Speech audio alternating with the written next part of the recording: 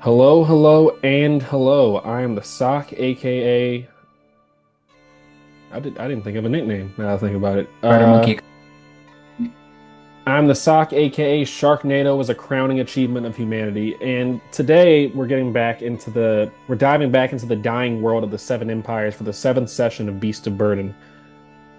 Last session, the caravan was pursued by a vanguard of gnolls that were spilling out of the Howling Mountains at the command of a booming voice coming from within the mountains themselves. I imagine fatigue and the general chaos in the moment was getting to the party because the dice were not in their favor during that high speed sort of interaction. Uh, During the attack, a mutated Knoll captain known as a Flind bewitched Brother Anton with abyssal magic from his three-headed flail, and Brother Anton, under the berserker control of the curse, murdered a Bloomberg villager as the young halfling Wilbur watched. They eventually managed to fight them off, and as things slowed down, Brother Anton experienced an existential crisis over the innocent blood on his hands. Eventually, the caravan crossed over a gentle stream of dark water, and as they crossed the threshold, the space began to warp around them, and they were greeted by a dull sky with gray clouds that ripple like water, a silver-colored sun that offered no warmth, and surrounded by three separate rings of sand-like particles, and each ring was a different color based upon the emotional state of the viewer. And lastly, hundreds of stars that emit a psychic effect that compels observers to reach them by any means necessary, which caused a citizen of Bloomberg to climb a tree and fall to his death under the compulsion of these strange starlight. And the caravan has entered the Feywild, or so it seems. Findal and Flindrican were able to discern that this region of the material plane has been corrupted by the abyss, causing its Feywild reflection to also be corrupted and merge with the material plane as a result. And that is where we pick up. So I think I want to settle in on our favorite assassin first. Yeah, we're gonna start off with Mulia then Colin since you guys are returning for the first time in a while out of game. Mulia, go ahead and reintroduce us to her, what she looks like, since I think she's maskless now because you gave it up at the Shrine of Geed, and what class she is. Mulia is a Raskadai warrior. She joined um, in a friend now is st on the quest to looking for her friend. When you look at her, you see a typical assassin type person clad in leather and all black, and she also has tattoos across her bald head, and wears on a mask, kind of a handkerchief that she uses as a mask. She only to those she trusts. That's Mulia. Well, that's the interesting thing that I was wondering. Basically, I'm about to set the scene in a second, but I was just wondering. This is a nice reintroduction because I don't know if you remember, Mulia gave up her mask at the Shrine of Geed. That's how you got that. You should have a luck token still left over from that, if I'm not mistaken.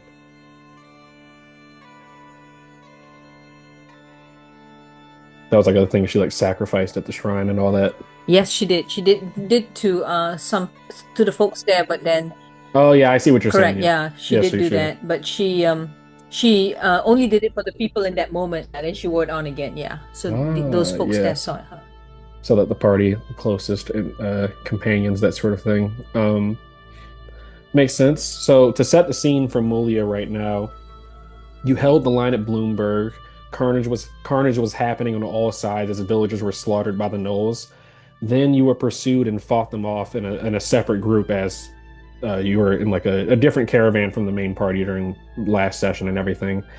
And now you're in this strange realm as you walk through the caravan and you see the guards and crawlers mostly holding it together, but the 19 remaining Bloomberg citizens are all in various states of shock. So I want to ask, like, from your character's perspective, what would she be thinking as you're walking through this very somber camp?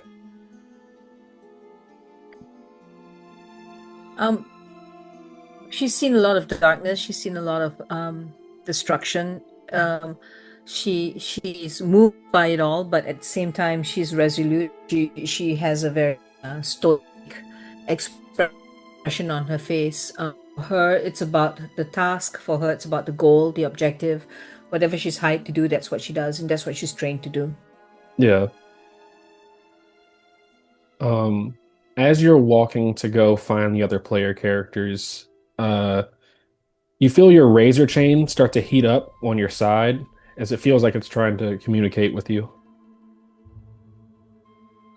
I touch it and and, uh, um and look around intently, trying to figure out what it's trying to signal to me. Your razor chain, you kind of feel this like searing voice speak in your head. It's like extremely loud and kind of like deafens your ears a little bit, but you hear that your razor chain speak to you as it says, I feel the reverberations of my kin, mortal. The exquisite warmth of slaughter coats the air. I also sense the blood of the one you seek. Ella, am I correct? She stops, uh, um, a little stunned that the razor chain knows this, and just kind of, her very calm and collected demeanor kind of breaks for just a split second, and then she's resolute again. What do you mean? She asks. I can taste her blood in the air. It has been spilled in this region.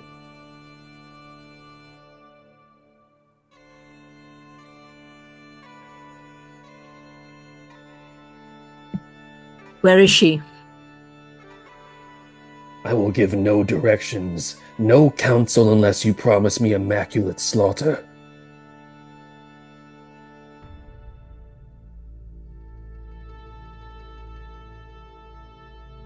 She pauses. I can't do that. I cannot promise what I do not know of. Tell me now, where is she? he tells you he'll alert you whenever he gets the trail.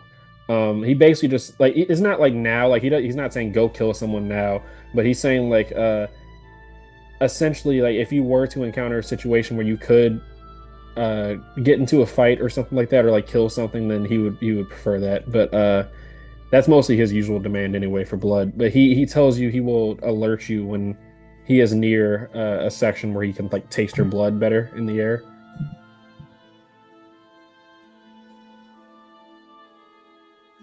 I caught half of that only because again my internet was coming cutting out. I might have to switch to my phone, my Zoom to my phone. But Okay, yeah. Long story short, he says that he'll she nods yeah. and she.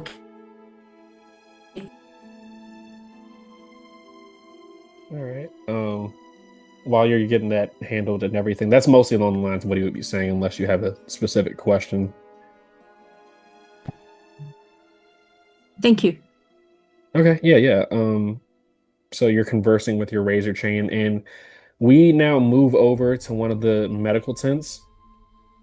Heidi, one of the guards from Fort Fairhollow, is tightly wrapping your dislocated shoulder. Heidi is the one with the oversized knight's helmet and thick clothes 24/7, just on her body. Uh, Cowan, why don't you reintroduce us to your character, what he looks like, what class he is, and what's his current frame of mind? Yeah. Calwyn is Fort Fairhollow's resident chronicler. He is a younger looking man with fair hair and very kind expression that's always on his face. Um, um, he is currently sitting a little bit disarmored and whatnot as he's getting uh, these cloths wrapped around his shoulder, and he's being a bit of a baby about it. And also at the same time reaching for his book as he's going to start looking at all the people in the medical tent, um, who's injured, if he sees anybody that might be dead, and he will check his self-made roster. He would have crafted one at the beginning of it to take note of who was in the caravan and who's left. So he would be focused on that. And he is a bard. The very You, hair as you grab your book and everything, Heidi kind of she's not a very confrontational type person, but Mhm. she kind of urges you to stop moving around and everything because like you said, he's being a baby about it, so you're kind of you've been moving around a whole bunch. But yeah, as you grab the book, you're just Oh, hmm? ow, ow, ow, ow, ow, ow, ow. Oh, dude, be more gentle, Heidi. I haven't even gotten to the bad part yet. The bad part. No, don't tell me those things. Oh, Um, it's a very sombering sort of thing as you look at you just look over the roster of the Bloomberg citizens in particular that are left. You were able to get like bits and pieces of information, as I think probably Ashat Fisk would have come by the medical tent at one point and gave hmm. you a breakdown. Out of the 47 civilians that were assigned to your caravan, or that you guys said that you were going to take with you, 19 are left. As far as how many guards that are left out of the 30 that were the mixture of guards and crawlers and stuff, let me see, it's 25 are left. I would probably Okay. say one or two bodies you can tell are like pretty much on the way out or like in the medical tent and like the farthest end. They have a sheet kind of like They're to not one. separate, yeah, to separate them from the other like patients and stuff. It's not really, it's only maybe like three or four people including yourself in here, and two of them are like basically in the process of dying. But Okay. uh Heidi finishes patching you up, and she's like lathering cuts and wounds with medicinal herbs that like sting like rubbing alcohol essentially. Yeah. And Is yeah, calling out and maybe throwing a few insults her way that she's a demon. Uh, but he'll later apologize for anything involuntarily spoken. So she seems a bit like somber when you say the demon part. It seems like it brings up some sort of a memory, but she finishes and will get up. Uh, she puts her shield on her back, and you see that. I don't know if you guys remember where I was mentioning how the guards will like paint pictures of like a great beast that they've slain because when you guys were dealing with Ash the Goblin Slayer, he had the goblin painted on his shield. hmm. You see, she has a knoll painted on her shield now. Oh, that's cool. Uh, and she's muttering about how she's stressed dealing with all the injured and stuff. And she walks out, and after a few moments, you see the decapitated head of a gnoll get tossed into the tent by some invisible force. Hey. Ugh.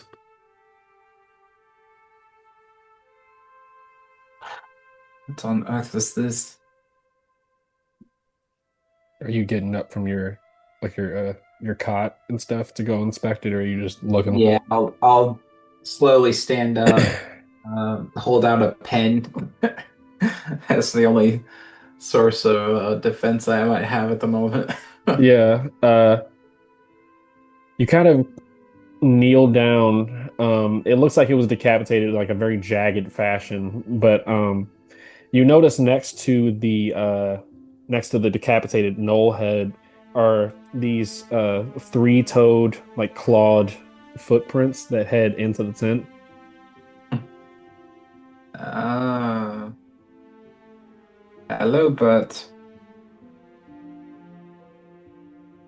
Um, do you like turn around and stuff like that to like look around and sort of thing?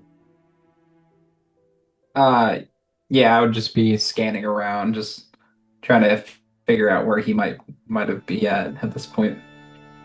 Yeah, now you turn around and you you are face to face with the jade. You see the jade green face of the juvenile forest drake that you saved, just inches away from your face, just like really like making full eye contact with you.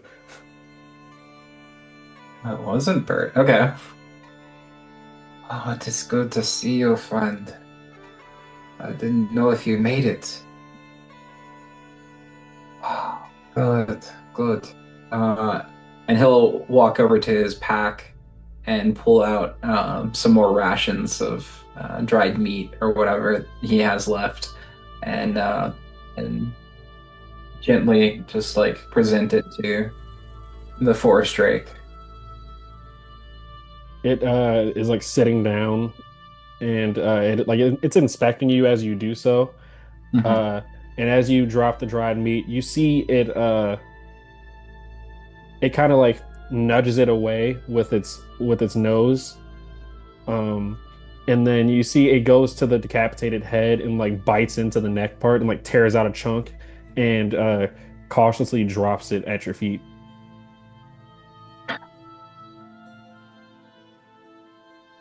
You've you've taken a kill. That is very impressive. It seems like it's you honestly I won't make you make a sort of check just so I don't extend this for too long, but the proportions of like the chunk of flesh that it gives you is the exact same like shape and size, almost down to the letter of the dried meat that you gave him. Like picture Uh, if the dried meat you gave him was like square shaped, it would have like bit out a chunk and then like nibbled the edges to like match that exact same shape. So it's like it's exchanging what you gave it, or like it's returning the investment if that makes sense. sure, sure. Yeah, Equal trade. I equal like it. trade. Yeah, that's the word. Yeah. Colin will chuckle and uh, reach out a hand, um, cautiously, to pat it on its shoulder if it allows it, as he picks up the dried or the picks up the knoll flesh. It uh it looks like it's expecting you to eat the knoll flesh. As you pick it up, it starts it like its eyes zero in on that, but it lets you pet him. And tap it, or I'll just pat it on the shoulder a bit and say, "Thank you, my friend. I appreciate this gift. I will uh, secure it for later. I'm quite full at the moment." And I'll just take some whatever wrappings I can find and wrap that flesh meat up and, and put it in my pack. All right. Well, it mostly follows the same along the same lines of that sort of interaction. At this Mhm. point, you eventually make your way out of the tent, and you see Mulia. You guys kind of meet in the front of the tent where you know where all the captains currently are and all that. You do definitely have to stop the forest drake from eating the dead bodies in the tent and all that. Yeah, I'm like pushing it out the flap and whatnot. No, no, no, no, no, no, not for you. Those are our people. It huffs, but yeah, we switch to a scene where all of the players convene. You guys walk into the tent and you see Fendal currently talking with Captain Knuckle, Brother Edrin, Ashat Fisk. Hmm. Ian, Uh, for Fendal specifically, I just want to clarify something because you were asking some questions, and I realized when I was listening back to the recording that I missed a statement or two. I forgot to like correct something, just because I know we have like a lot of clues and all that sort of stuff, so I don't want to trip you up. You know what I mean?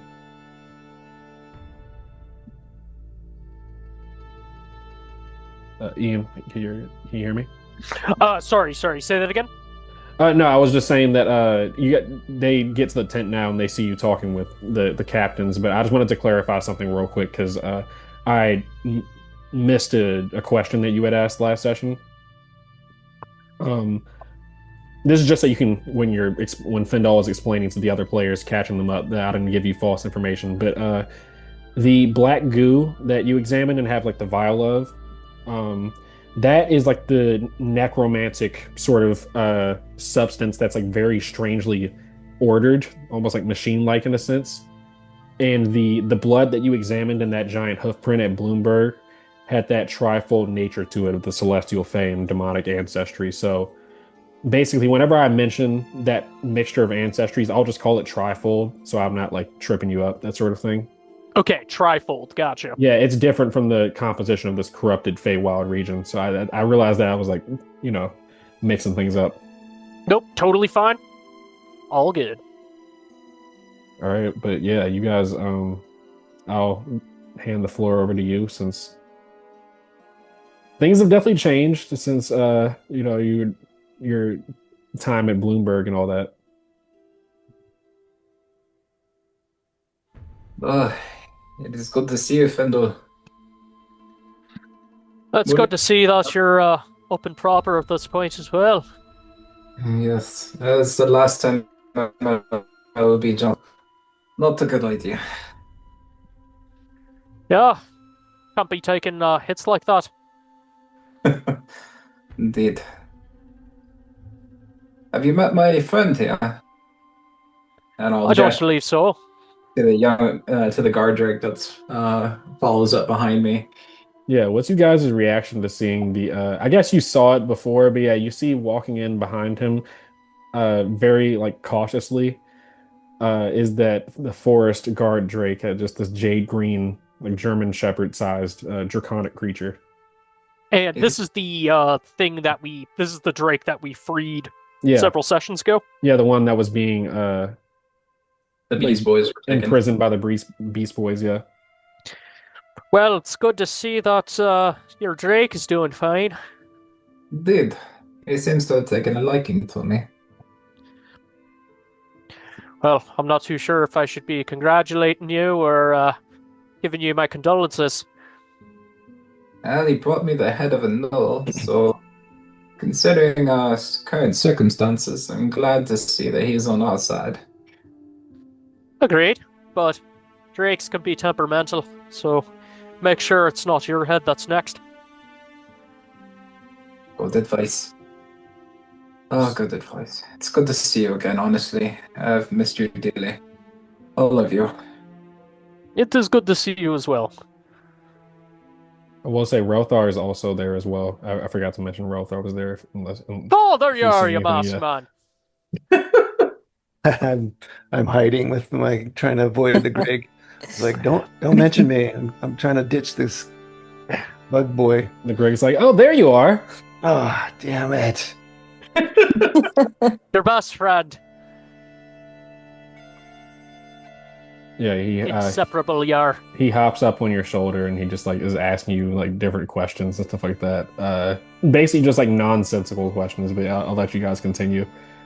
Well, now that we have our chronicle here up in health, he's got all the notes there. You can ask him. He can refer to all the things he's written down about my exploits.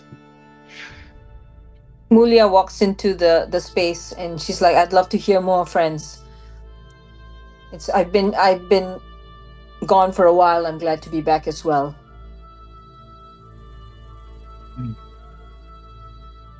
Saw that you all were in the cart taking on that monstrosity. Yeah, so there's things have kind of gotten from bad to worse. The village that we were at last has been ransacked, probably wiped off the map at this point. We fled with the people that we could, and we were chased by many of the gnolls, and it seems like they were being propagated out of this weird part machine, part beast. I'm guessing that this is where this black fluid came from, and I kind of like lift the vial, kind of like flicking it with my finger. Tink, tink, tink. I'm pretty sure we found where this came from. Because this thing was a giant beast that was attached to wheels, and it was able to vomit out gnolls as well as these I can't even remember what they're called. Lima? Hmm? Oh, the fucking Lacorda, right? Lucratas. Lacrosse? Yeah, the Lacrosse. Lucratas. Yeah, the Lacrotas and Knolls. This thing was able to essentially birth it or birth them. Um, I don't know. Well, that's why I'm guessing there's an army that was following us, but I'm not entirely sure how it's able to do it or how it's able to do it in such large numbers. But we barely escaped. Now we're here in this part Feywild. Yes, Anton threw me into the cot with Heidi, and she was tending my wounds as we fled. I only got bits and pieces of sight on that monstrosity. It's a miracle that we're still alive. Well, thankfully you weren't a part of the rear guard because it wasn't pretty. We lost a couple along the way. I do not say Brother Anton. Tell me he did not perish. Oh, no, Anton's alive, but I wouldn't be relying on him for much of anything right now. He was bewitched and he stabbed one of the villagers with a spear and killed him. He's been a little bit off kilter ever since. The first kill is always hard. I don't think it's the killing part. I think it's the killing of an innocent part. It goes against his creed. That's understandable. Just He quiet tends now. to miss with the spear though, so I don't blame you. Maybe it is his first kill for all I know. Colwyn would just kind of like collapse down into a squatting position, his heart heavy as he understands just how much weight that must be putting on Anton at the moment. Mulia's remembering the first time she had to take a life, imbued with the spirit of the Black Lotus. In the moment, it was mesmerizing. It was, she was almost in a trance when it happened. But the fallout after that was profound. She had sleepless nights and all of that. But she doesn't share this, of course, with the rest of the people.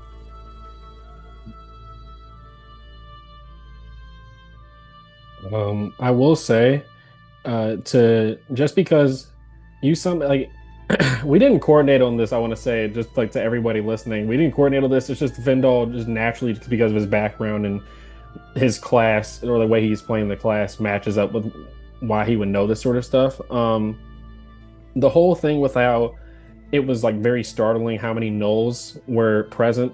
There was a lot of clues, or there was a couple clues that lends towards that evidence. Basically, to go down the line, it gives some hints as to how this corrupted Feywild region came about. I imagine Fendal might explain this to the party, but yeah, the Feywild you're in right now, the Feywild acts as a reflection to the material plane. So when a section of the material plane is corrupted by either a full-scale abyssal incursion or just strong demonic presence and everything, the Feywild fractures in a sense, trying to reflect its corrupted counterpart. It's like basically if you took the concept of like you have a mirror, if you hit that mirror, it still has a reflection, but it's changed now because it's you've cracked the mirror itself.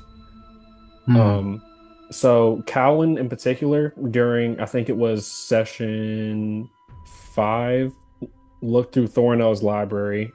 This is something Cowan would recall upon learning this information about the region. You learned in Thornell's library that over the last 100 years, there's been an increase in Gnoll activity and an increase in Fey activity, and there's like a lot of disappearances in the wilds within the last century. So if that many Gnolls were around, that might be the source of the what corrupted that, the material plane, and then subsequently caused the its Feywild counterpart to corrupt that you're in right now. there seems to be a growing abyssal incursion within the Howling Mountains. And that's fucked up a lot of things in the region. Yeah, on top of it being winter during summer, so... Yep, bad Welcome to worse. Shadowdark. Yeah, welcome to the world of Shadowdark, yeah. Yeah, I'm not too sure, even if we do get to this Temple of Madeira. It was so hard getting here, I don't know if we're even going to be able to get back. To be frank with you all.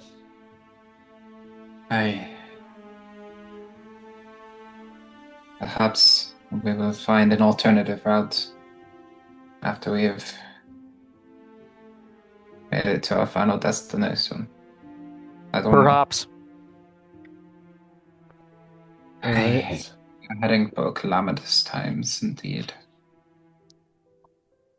So, what I'm imagining is as you guys are getting your briefing and everything, unless you guys have anything to say in particular before I I've continue. got one last thing to iterate to the folk who worked here for last session. Mhm. Don't wander far. That's one thing about this place when it's been corrupted like this. Stick to the path.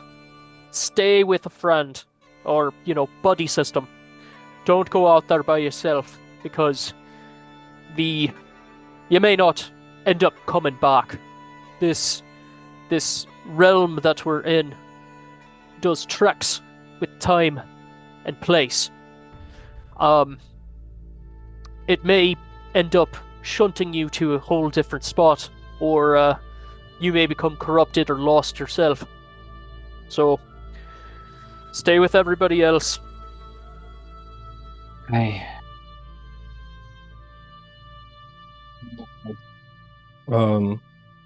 I think as you're giving that information, this is probably at the point when Captain Knuckle would like speak up, that sort of thing. He has a map sprawled on this like makeshift sort of table that he's made, and Brother Edrin and Ash Hat Fisk are standing around it.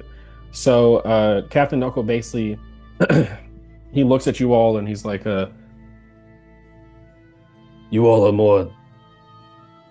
You have more recent experiences with strange occurrences, so I'd like your counsel, but based upon what Ash Hat has told me, he sent out a couple of scouts and had them return. There appears to be a mixture of the material plane, you said, and this area we're in, I guess, is the Feywild. I'm confident that following the route that's on the map here, we've been to this temple before, like I said, the Temple of Madeira, and I believe if we follow a trail of the material plane structures that are within here, we should be able to stave off the worst effects of the warping of this realm. Well, I hope you're correct on that, Captain, because we don't really have much choice. We go back, we're going to end up being null food. So the only way is forward. Mulia's listening to all of this. She particularly hears what Findal says about not straying off the beaten path, or not straying off the clear path. And she slowly rubs her hands across the razor chain, the infernal chain of annihilation that seems to be vibrating to her touch just a little bit. And she says, I know. If we have to leave, we will. I trust you will guide me. But she says this quietly. No one can hear her.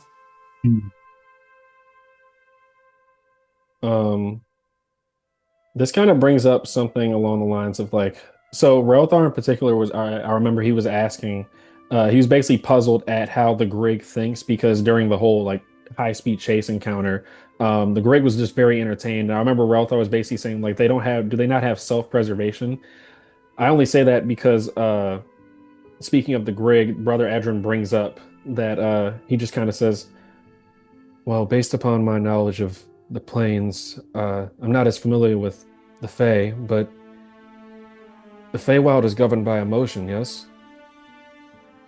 Perhaps we could figure out how to navigate this region if we asked Relthar's friend here. The Grig currently is sitting on like crisscross on Relthar's shoulder, just eating a cracker, like getting crumbs on his shoulder and all that. Of course. So you're saying have no emotions for the entire trip. I can do that. Well, Compartmentalize. Bury it all deep down. no, that's not what I was saying. I mean more so in the sense that you questioning this creature, I feel like, or you all questioning this creature, I think would do you some good, or do us all some good to learn how to. I imagine traveling here is not at all the same as it is in the material plane, even if it is partly merged with it. Well, it's the same in the sense of it's one foot in front of the other, but yeah, this place has a tendency to trick you. It affects your memory, it affects time, it affects space. So It's testing my if the patience. Grig knows anything about it more than us, then it's probably about time that your best friend here earned his weight in salt. We can tie a bell on him and he can lead us. You can always hear where he's at.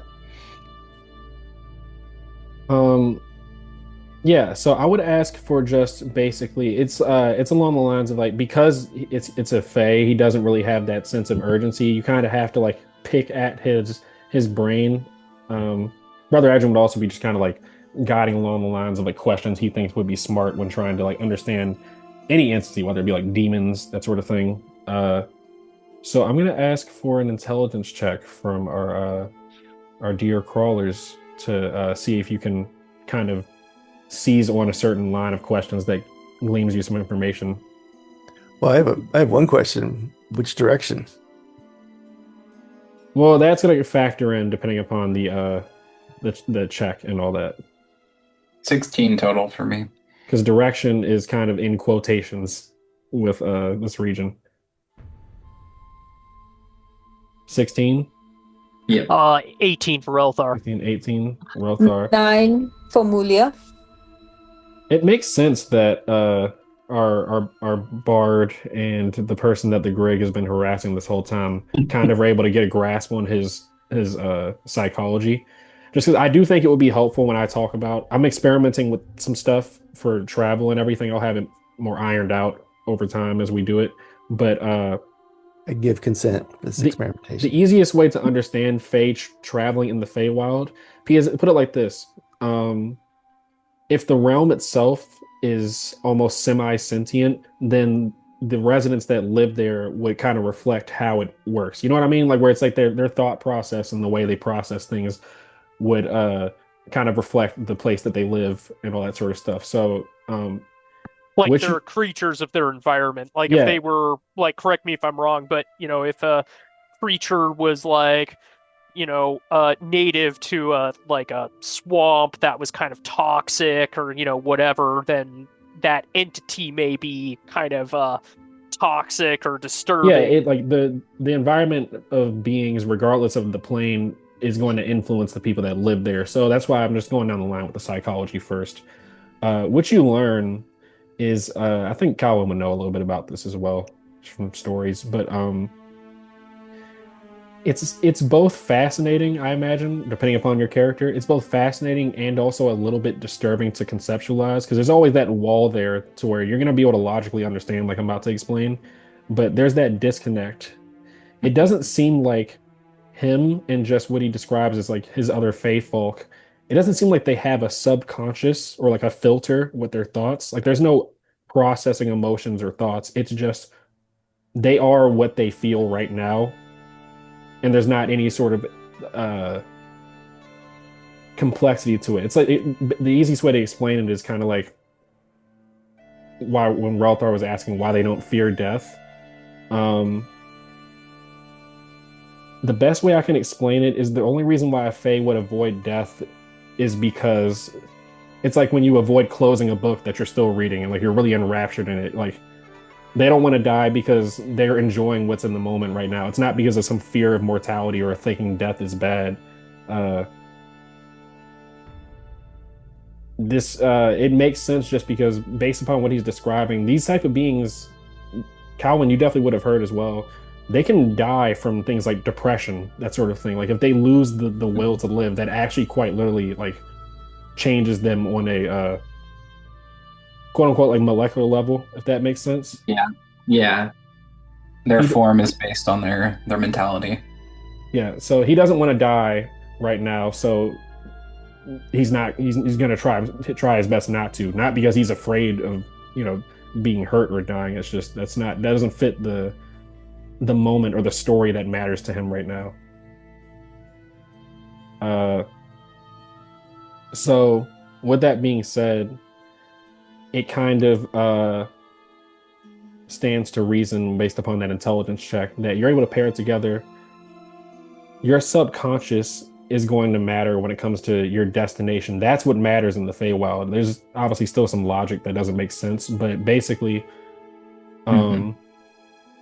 what you think about the location that you're heading to is going to determine how you have to go about that travel. So if you're scared, if the place you're thinking of evokes feelings of fear and you're scared of that sort of place, you head in the direction that looks like the scariest around you. Mm, Like this place directly interacts with your subconscious, that sort of thing. So there's no I got here because I wrote it down on a map, that sort of thing. But obviously, uh you still have the chance to do some human logic given that there are material plane buildings dotted throughout and everything. But I'm just giving information for when I we start doing the roles that I had planned for travel and all that. Everybody feel hopeful. When we get there, there's a lot of hope involved. And this isn't a useless Right. check because Compartmentalize our emotions and shake the bug until he answers us directly. And keep shaking him until he answers correctly. That's what I'm hearing. He's giggling and stuff as you're shaking him. it's a roller coaster for him. Yeah. Well, he's in that So- giggly mood now, so let's go. Maybe we'll take us to a happy place. Lead on, bug.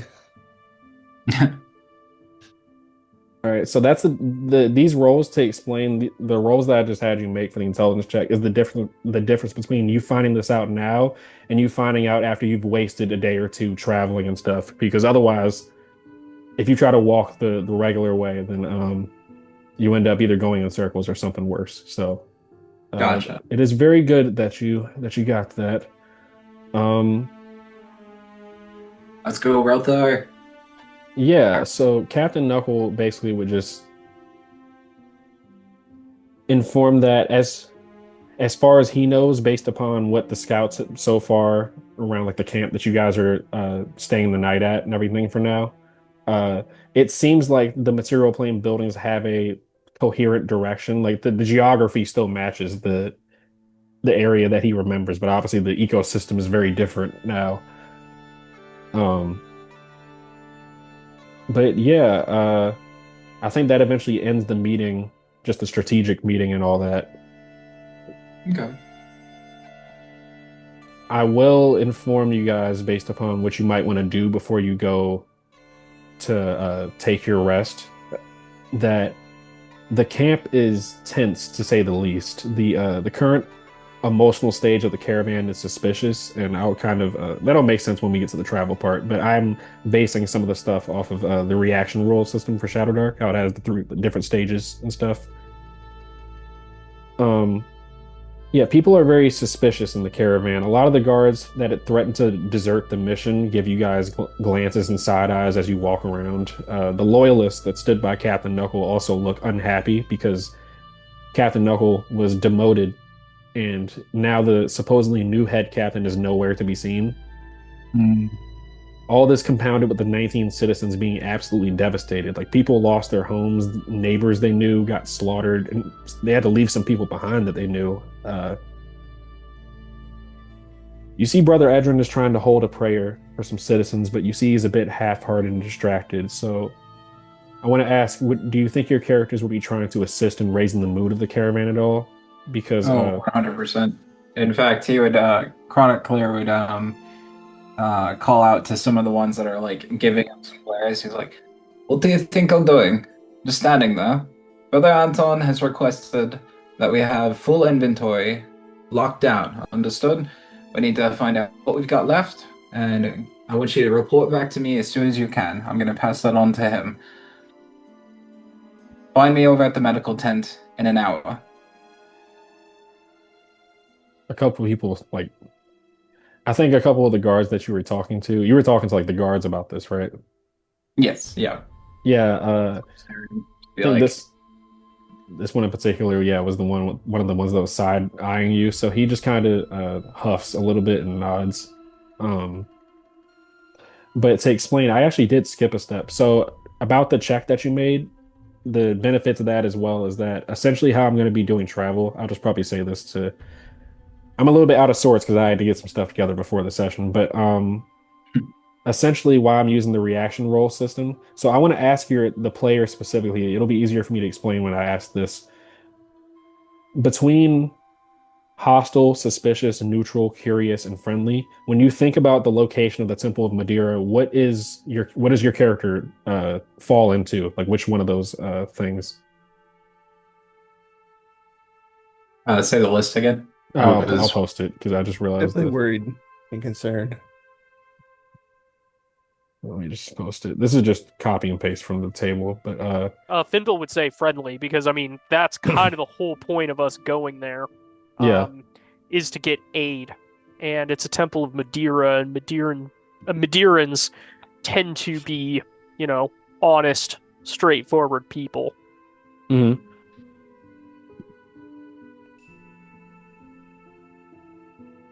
All right. Well, Myself, I would go with friendly. Since I have the Eye of Madeira, and it has been helpful, and it's been a boon to me. He has a very positive outlook on this place. let me type this down real quick. You said Fendal thinks Friendly. about the place. Yep. Rothar thinks suspicious. And what does Calvin think about the place? It's very friendly. Since he wields the wand of or the Eye of Madeira, so yeah.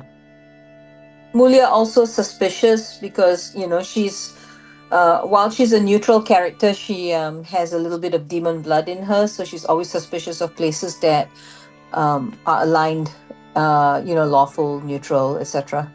Mm-hmm. All right. So Rothar's seen the possessed wings that's come out of Cowan, so he's gonna be worried about him being possessed and taken over. yeah, I guess Cowan's celestial magic item would give your Shun energies a little bit of pause. But yeah, so this is actually going to be the most interesting part. My only thing with that, I've seen different systems for Fey travel, but my only thing is that I want to try to experiment with the fact that it is inherently in a logical place what the Feywild is. Like if what you learned is true that the Fey don't have a subconscious, that changes a lot of things about how reality works in this sort of place. So what I had a thought, it's not about distance. I had a thought that might be interesting is that so like I said, the caravan is currently in the suspicious stage. Whatever the majority of, since you guys are going to be leading the way, obviously you're doing the scouting and stuff. Whatever the majority, you want the caravan's current mood stage to match the majority, or at least half of the majority of what the party currently is feeling. So if you're trying to head to a place that makes you feel friendly, you want the caravan to be in a friendly mood, since their emotions will also affect the region around you. So, it kind of lends credence to some stories you've heard as a druid, Fendal, that like big groups traveling in areas, especially corrupted Feywild areas, like some of them theorized about like this type of place. It's even worse to travel in large groups because there's so many different conflicting emotions. And if people aren't on the same page, then the environment will react to all of them at once. So it makes travel very chaotic.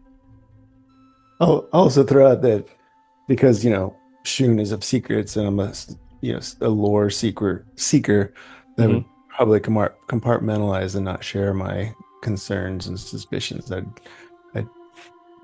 I'd keep it all to myself and be very um, austere about my feelings about the whole thing.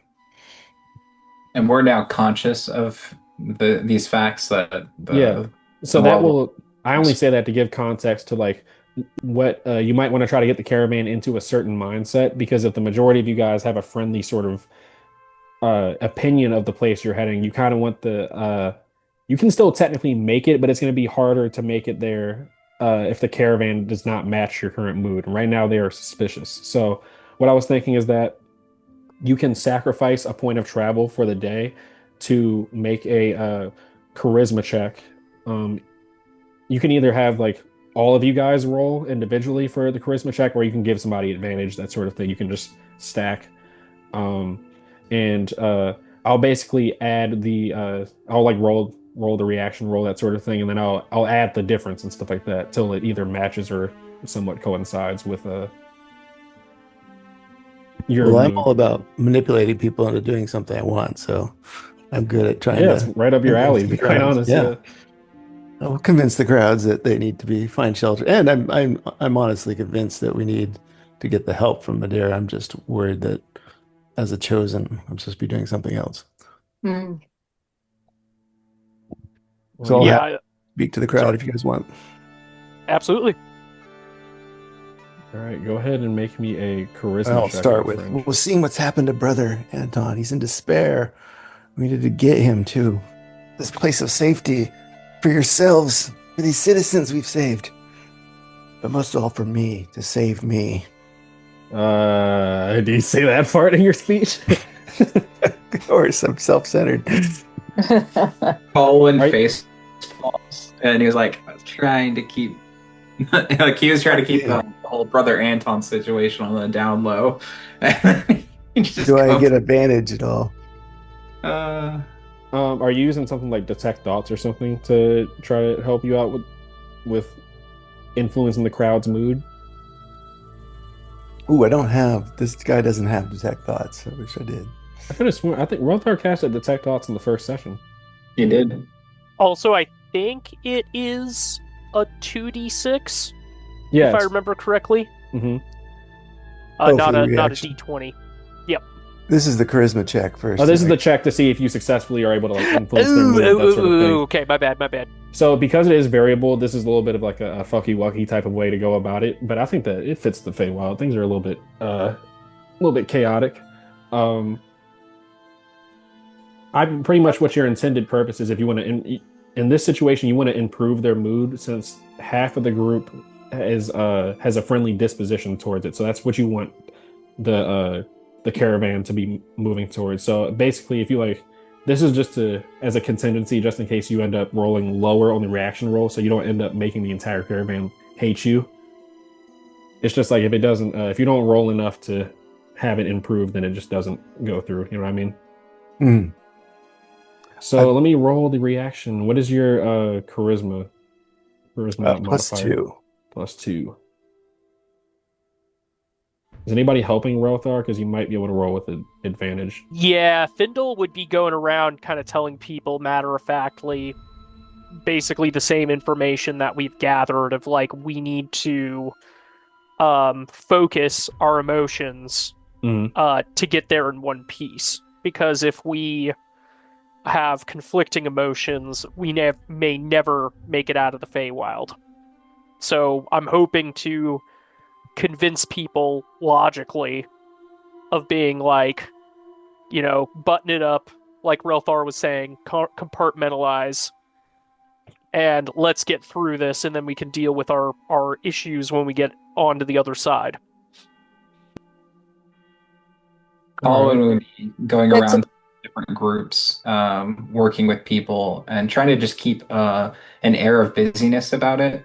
As he's like, like helping out with checking the food storage and whatnot, and helping out in the medical. And in each place, he would just start telling tales of the Feywild, but like in a positive note. So it's like, yes, as they're eating or they're inventorying the food, he would talk about how It's like, oh, in the Feywild we have this kind of fruit and that kind of fruit, and that one tastes like roasted pork, and this one tastes like pizza, and different things like that. When he gets to the helping out with the guards and like inventorying weapons and things of that nature, he would say things along the lines of, "Oh, don't worry, the gnolls can't get us in here. They're too stupid. They'll just be going around in circles if they enter these woods." Yeah, you're like alleviating their mood. That's a good idea. So here's what I'm imagining. Fendal's already giving Relthar help, so Relthar roll again just to see if you get a higher result.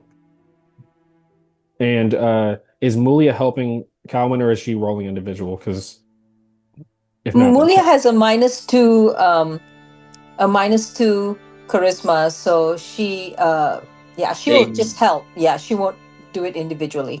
All right. 19, nice. Calvin, go ahead and roll yours with advantage. And the way I think I'm gonna do it is that I'm like refining it in my head as I'm like going about it. But what I'm thinking I'm going to do is that for each successful check. Dang. That is unfortunate. 10 total. 10 total. Yeah, that's rough. So basically, but Relthar got a 19. Yeah. No, you'll still be adding some, but to explain, since you might want to do this tomorrow as well. You travel 2 points in a day, unless somebody takes the Strider roll, in which case you can add some more points. But I think I found an audience that really wants to keep me alive. Yeah, you can spend a point of travel, like I said, on the point crawl to try to influence the caravan's mood again. But for each successful check, I'll just keep adding your charisma modifier to it. To like the 2d6, you know what I mean? So far, I think I'll add Fendal's as well. What is Fendal's charisma modifier? Bad, and also since I'm wearing my cloak, all of my charisma rolls are at disadvantage. You do have disadvantage on charisma checks. Yeah, you so smell that's why awful. I'm just helping. Yeah, exactly. Yeah. So let's see how much you guys get. So, well, we could use that to our advantage, though, right? We can be like, the stink that's coming off him will drive away the gnolls and all other foul creatures. Get us to the Temple of Madeira so you don't have to smell them anymore. There's no smelling in the I will finally take a bath. If everybody gets to take we are marching to the baths of Madeira. The baths of Madeira. So you guys my modifier is +3. I don't know if I get that or not. Well, you didn't succeed for this one, unfortunately, my friend. Oh, I see. You can always try tomorrow. This isn't a set in stone, like once ever thing. So it's just whenever you guys want to sacrifice a point to influence the mood. But that'll have some benefits for travel if the caravan's mood lines up. So to explain, if there's a different, right now the caravan's technical like point score for the reaction roll mood is 7, so that's at like the very bottom of suspicious, bordering on hostile. But you got a 9, so I just increase or subtract the difference depending upon what you guys want the caravan's mood to be. So that is a +2, so they're at 9. So you've gotten the caravan fairly neutral about the location, so there's still some work to do. But I think for you, Calvin, the reason why you don't succeed is just because you're trying to cheer up a group of people that had to fight an army of gnolls, and like people were being slaughtered left and right. And then as they were leaving, they got attacked again by gnolls. So they're like not in a joking mood right now. And well, not that he was trying to joke or anything. Joke, but you know what I mean. They're not in a. I also think his heart just isn't in it at the moment. He's also feeling the despair, and he's constantly thinking about Anton, and just all these different factors are playing. He's just not able to sell it as well as he would hope to, of all the positive things that he may or may not be making up. So so it's also, you have to factor in that there was almost a civil war just yesterday between the guards, so there's still some iciness that you might be able to address tomorrow if you guys decide to spend some time with the caravan. Yeah, let's hit the hay. I think everybody could use a night's rest. Well, before you hit the hay, my friend, we're gonna make some ration rolls. Do you guys know the current ration die you guys have? It's been a while since I've done this, so it's D100. I got a D4 at the moment. A whopping 0, I believe, because I keep rolling ones. Yep, I do not have any rations. Just mark it down if you're not, unless, so it's not like one. I don't mean to keep going on 15-minute spiels about everything, but particularly the reason why I'm going about travel this way is because I don't feel like there's a point in having rations in the system if you can never run out of rations.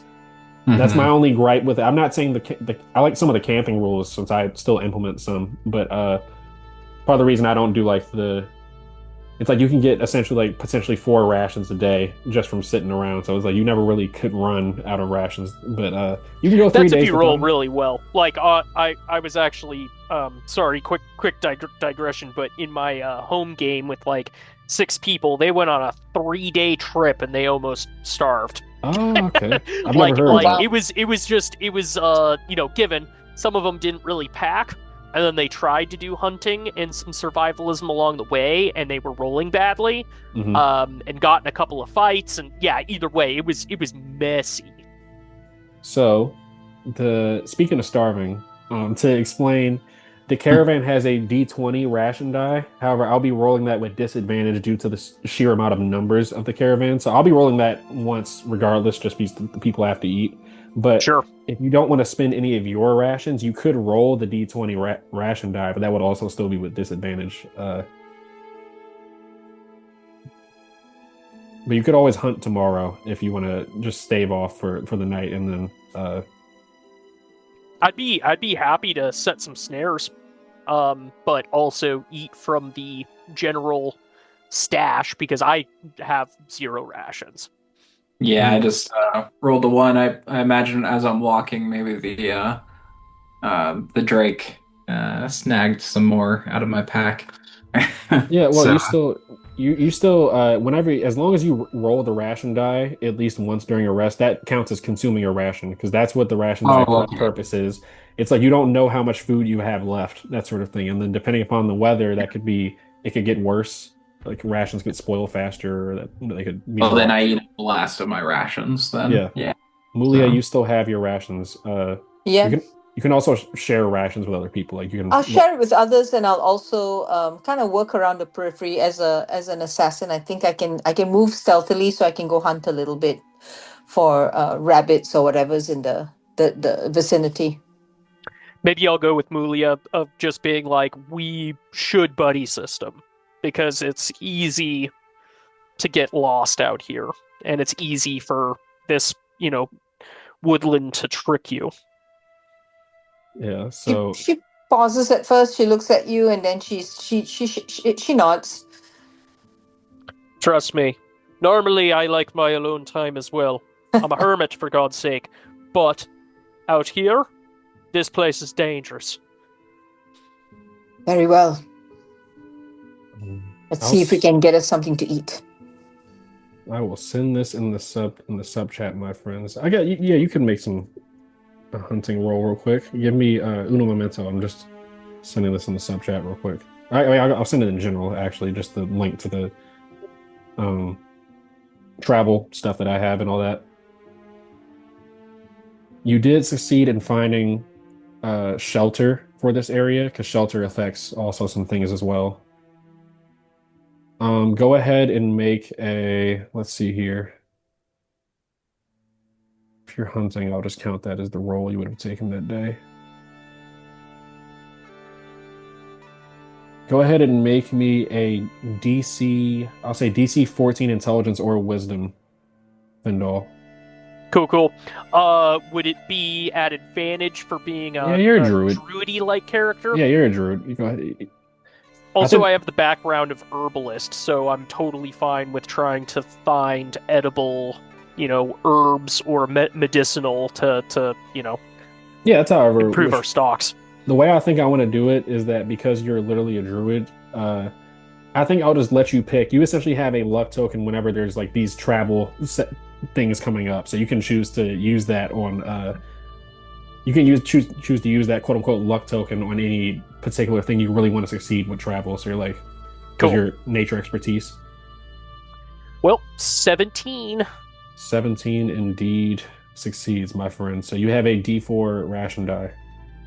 All right. I think you catch with your snares. You set them down. Plant life is very alien in a sense. It almost feels like some of the flowers that you go by, just these very brightly colored, multicolored flowers.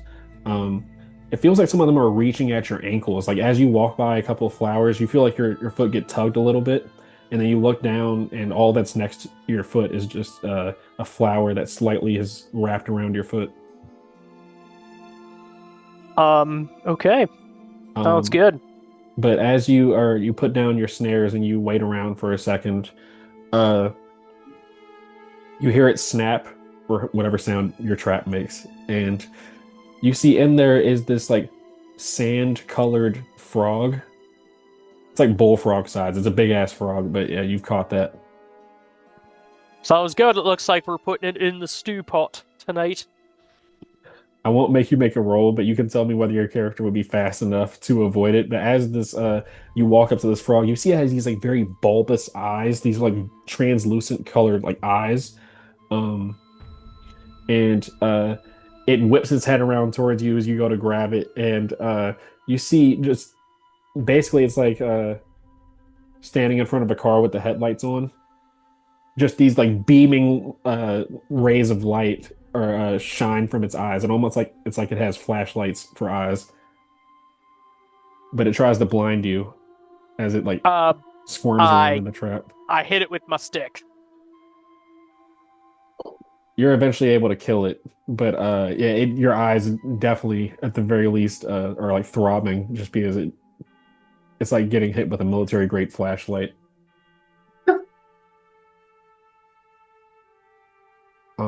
But yeah, so you can roll your ration die if you want. I think Colin would go over to the stash and just get a few items and seek out Brother Anton, and he would spend the evening just sitting with him and consoling him, and then eventually retire to bed. I want to say that probably based upon where Anthony left off his character, Brother Anton would probably be like recluse right now. Like you go to wherever they tell you he's in a cabin and he's not letting anybody in. Essentially, what I think would I make would sit sense. outside his door. Yeah. And as is the norm, I rolled a 1, so I do not have rations again. Well, you don't go without rations for the day at least. Yeah. I know. Well, I was planning to just eat from the kind of community stores Yeah, you could do because that. it's all at disadvantage anyways. Actually, I would suggest everybody just eats from the community stores because, again, it won't be like triple or quadruple disadvantage, and it's already been rolled, so no one has to use their rations, and maybe we could build up some stock. Yeah, you could roll it. You could use the D20. I know Mulia used her rations. I think Mulia and Cowan used their rations, but you could very well roll that D20 with disadvantage, my friend. Oh, gotcha. So it's basically, it wouldn't be you rolling for everybody. It would be each person would be rolling at disadvantage, D20. Yeah, that's the so the roll that I made that you see right there, that was just for the caravan in general. Like I'm gonna be rolling once for the caravan, just everybody eating, and then you roll additionally Gotcha. if you Okay. personally eat from the store. Sure. I think that's much better odds to do Yeah, 2d20. you're currently in the heavy stage for your weather steps, so I find extra rations. I take them. all right. Oops, that didn't work. Okay, I got your message, Caleb. All right. I think I'll A skip 12 and a 16. So, good and good. Yep, so it doesn't go down. Your rations Cool. only deplete on a roll of 1 through 3 and currently in heavy weather. I think I'll ignore. Oh, 1 through 3. I thought it was only a 1. It gets Okay. worse as the weather depletes. On the clear step for weather, it depletes on a 1. Moderate is 1 through 2. Heavy is 1 through 3. Extreme is 1 through 3, and then so is disaster. Okay. But And we're in heavy weather, you said? Yeah, I think I'm going to ignore the con check for now just because it doesn't really make a whole bunch of sense for the weather to bear it down on you guys enough for you to be exhausted by this point. Gotcha. Is it still like snowy here? It's Like cold. It's cold, but freezing and snowy? Okay, it's gotcha. not snowing though, in this area. Okay. But it seems like the cold of the material plane is affecting this area as well. But All right. yeah, you all go to sleep. I am going to try to speed things along since I know we have to end in a little bit. Um, let me see here. Night So Findle. Night Reltha. Night Mulia. Hi, the John Boy. the Grig looks very dissatisfied as you ignore him sitting on Ralthar's shoulder. Good night, Bert. Good night. Good night, Gildan. Well, good night to you too. I don't know what good night means, but I wanted to be in on it. I tossed him another cracker. He starts eating it, and Ralthar, I think at this point, your left shoulder is completely just doused in crumbs from all the things he's been snacking on.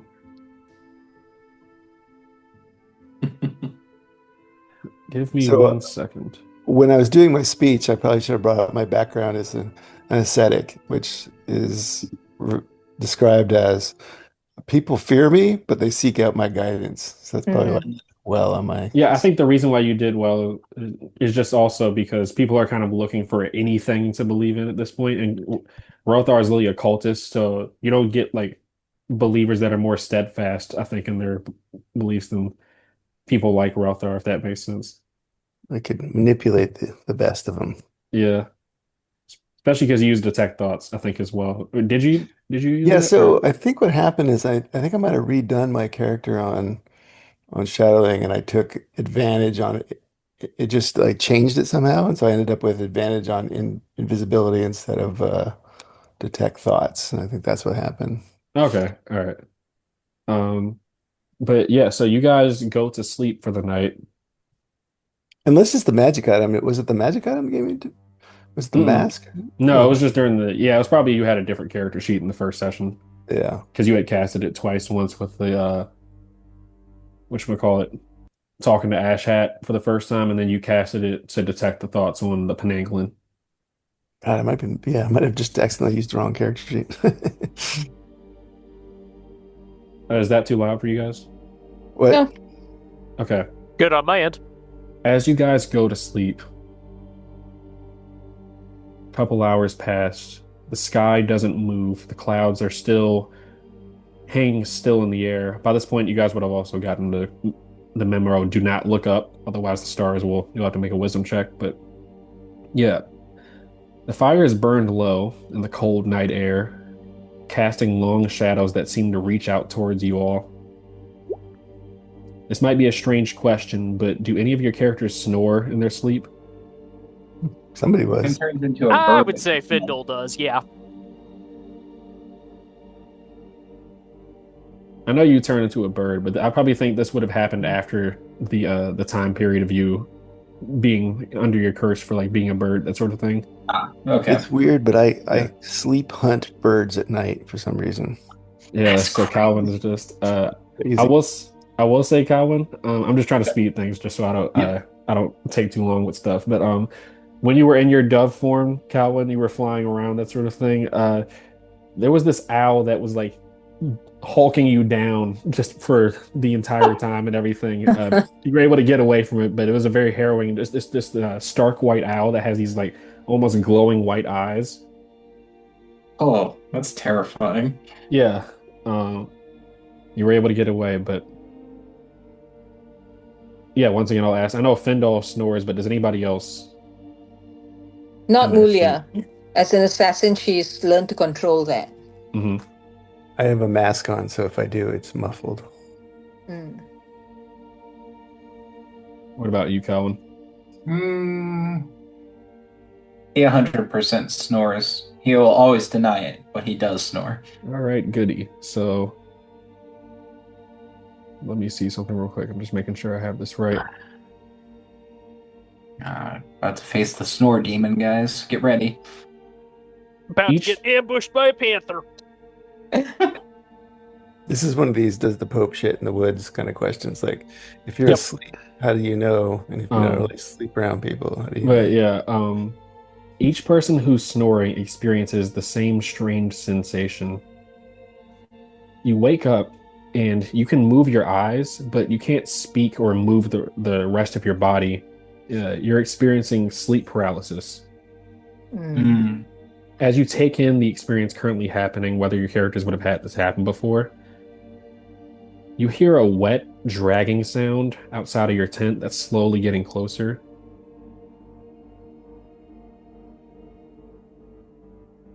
It's just like somebody, it sounds like somebody's like dragging like a wet trash bag or something just across the ground, but it's getting closer to your tent.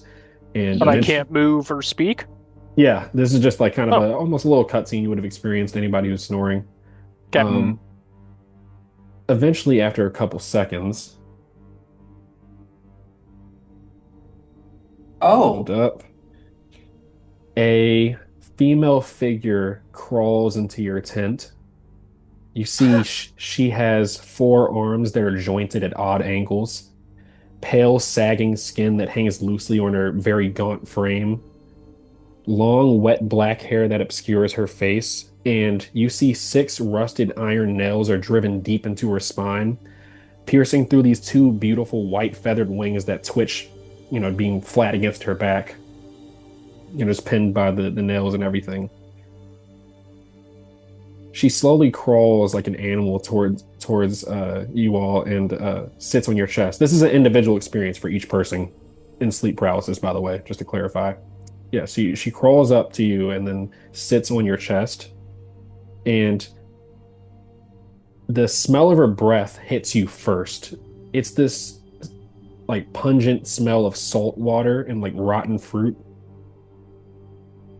She grabs your jaw with one hand and begins inspecting your teeth with these needle-like claws on the other hand. Just inspecting. They're not doing anything. Just for a couple minutes, she examines each tooth, just traces it with her claw, and she does this silently for a couple of minutes, and you only hear just the sound of her breathing and stuff like that. And then she eventually leaves, and you all wake up after a couple hours.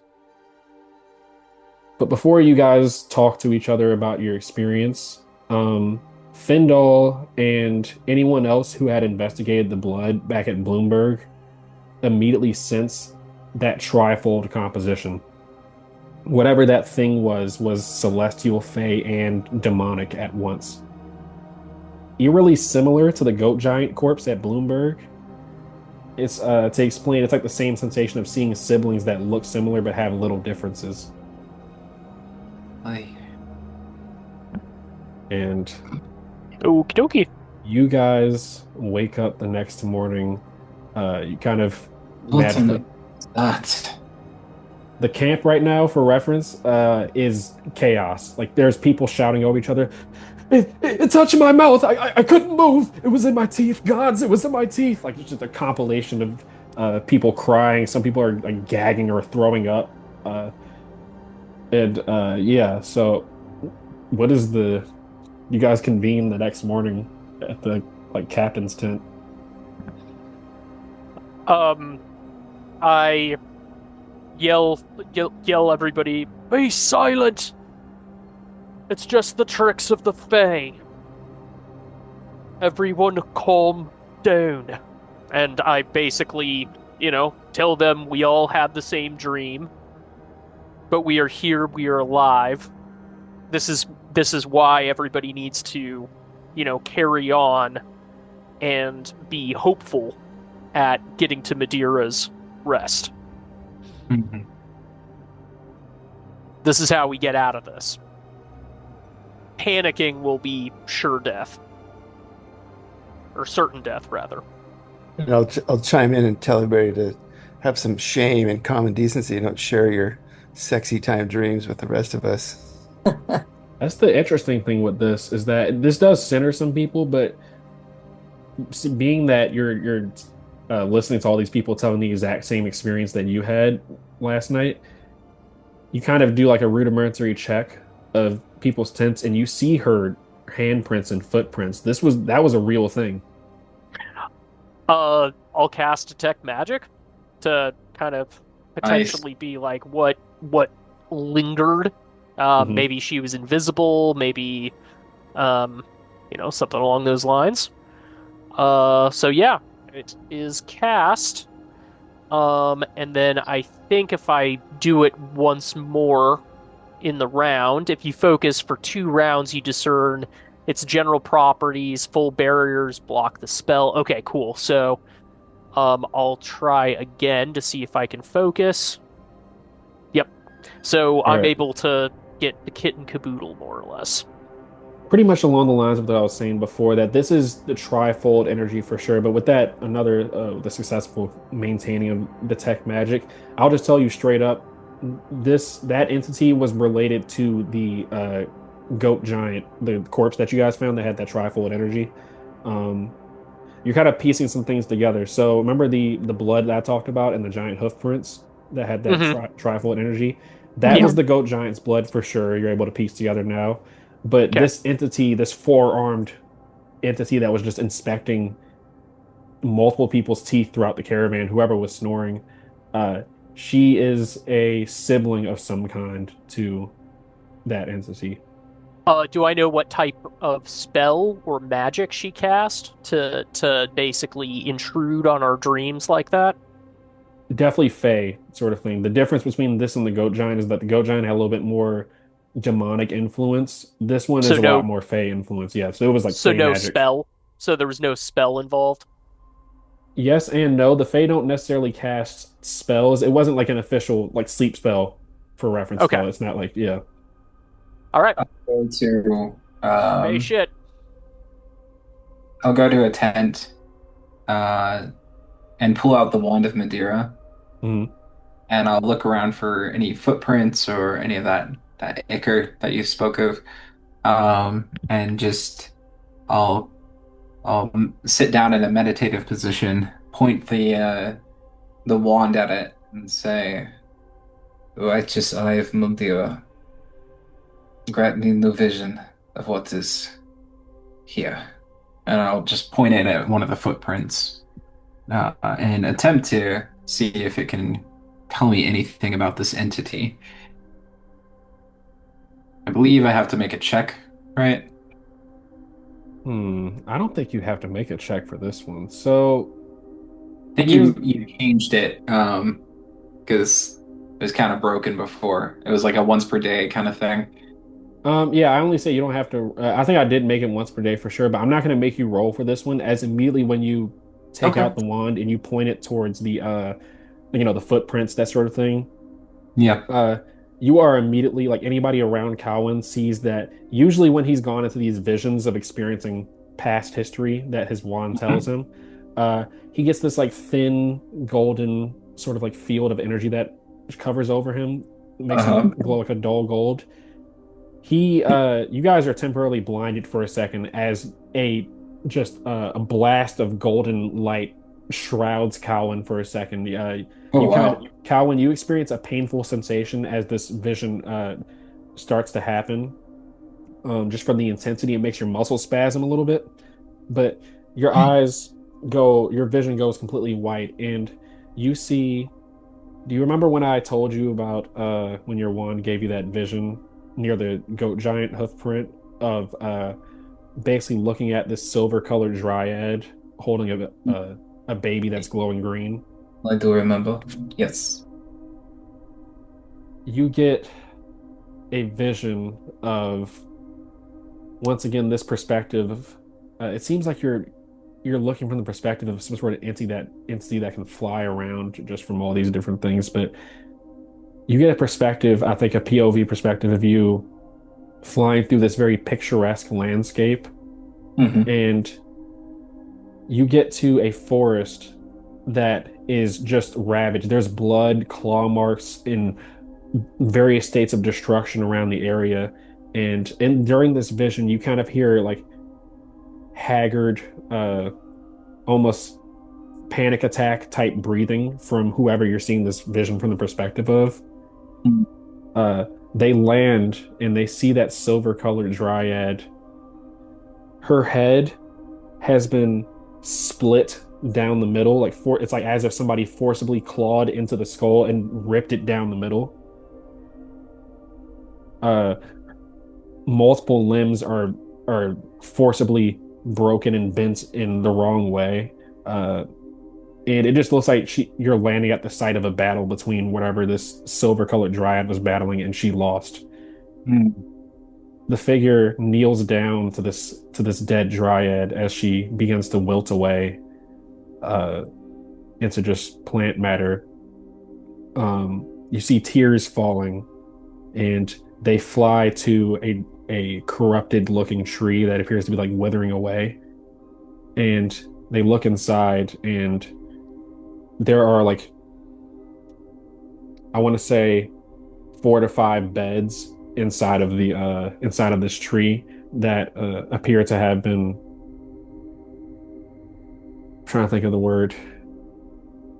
It appears like they also were like knocked over as if somebody they either ran away or somebody got dragged away from the beds based upon like what you're looking at, that sort of Hmm. thing. Okay. And the you experience just this crushing sense of sorrow and despair from your wand as the vision fades away and you're back to where you are. Hey. Oh, that was not pleasant. Oh, what did that mean?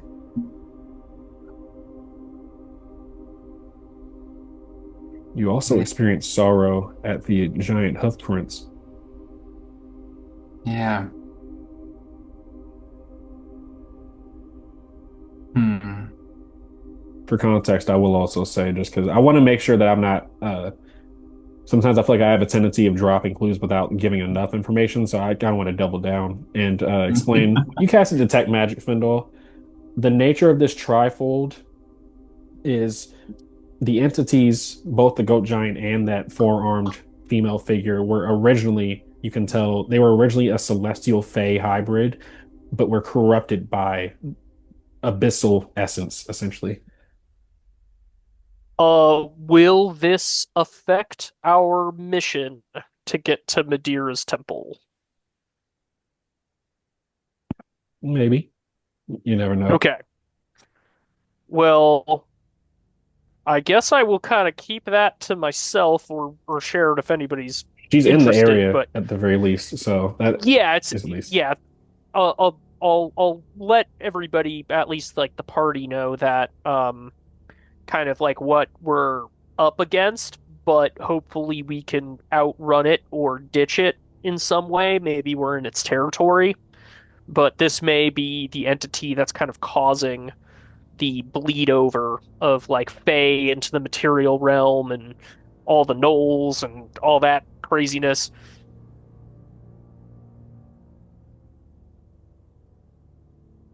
Yes, it seems like the abyssal corruption of the material plane has infected more things than just the environment. Um, I know it's a but lot, and I swear I didn't take any acid today. I swear it. today, uh, I am not high today. all right. I'm going to speed some things along. So I'll officially do how we're going to be doing our like travel roles and that sort of stuff in Feywild travel rules.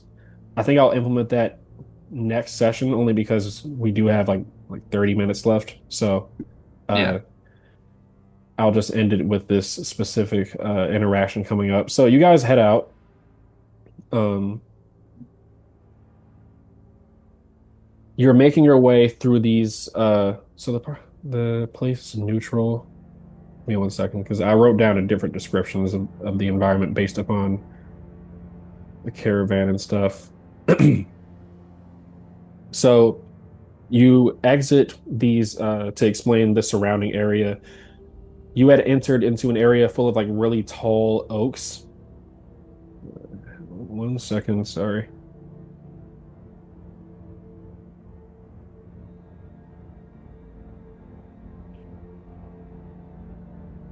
This is why you don't type in your notes in 40 separate notes sections. There we go. Hold up. Yeah, so you guys initially start your travel in this area filled with overgrowth and these really tall, dull brown oaks. And as you're traveling, you can almost swear, you kind of have to look over your shoulder, but you almost swear in your peripheral vision that the trees are leaning towards you. But Hmm. when you look, they're just stationary like usual.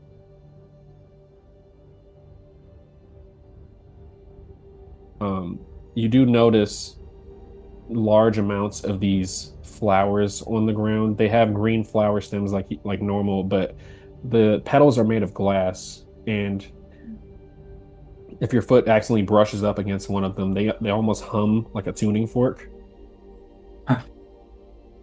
That's cool. But uh, as you guys are traveling, you exit and you're greeted by this vast landscape of these almost chrome-colored grass fields, and it's fairly smooth sailing since you did get the caravan to a neutral mood.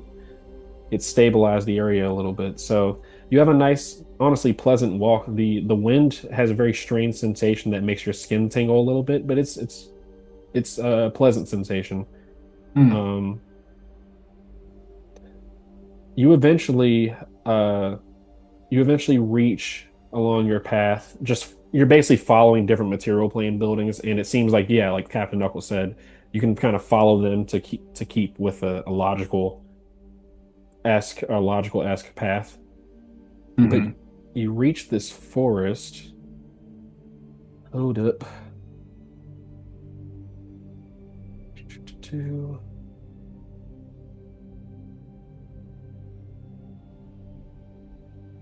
All right, yeah, there we go.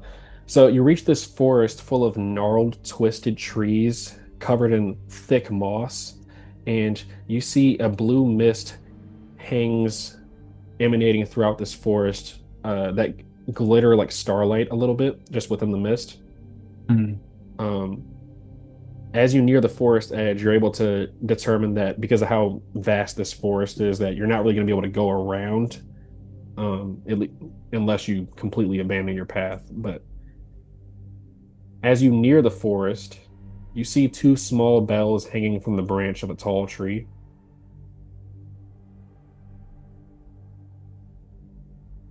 Would What? Findle understand the significance of it, maybe? Hmm, you're making some What good was hanging rolls. from the tree? Sorry. Two small bells, Ah. the golden bells.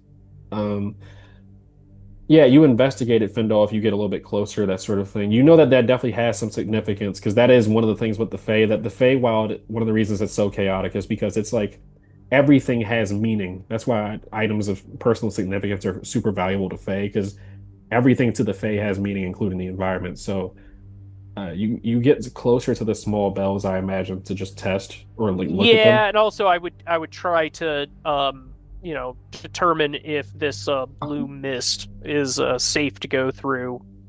Um the blue mist, maybe it would be something that's like more akin to, it's like, are these like floating spores, or Oh something no, that yeah, could no, get you sick. it feels like there's like moist, a little bit of moisture to it, but it's definitely not poisonous. Mm. Okay, Um, gotcha. So it's just the effects. All right, so I'll try to detect magic on the bills. Why not? That Well, would be a Findle. 19 plus 6. Oh, So nice, 25. Dang. nice. um, What were you saying, Amelia? Oh, I was going to say, while Findle is doing that, Mulia will climb one of the taller trees to see if she can see over, because she's wondering if the bells are signaling, like bells that when we move across, the bells will signal some, members of the Fae about our presence. So she's going to climb the tree to just see if she can see beyond are and you what's up. climbing the tree with the bells on it, or are you just climbing a random one? I'll climb a random one. I don't want to I don't want to disturb the bells in any way. Yeah, well, you climb this tree. Like I said, it is very jagged and like gnarled tree, so you have to avoid. I won't make you roll because you're an assassin. but you kind of have to avoid very like sharp pointed sections. You look out and yeah, you just see this vast forest full of these gnarled trees.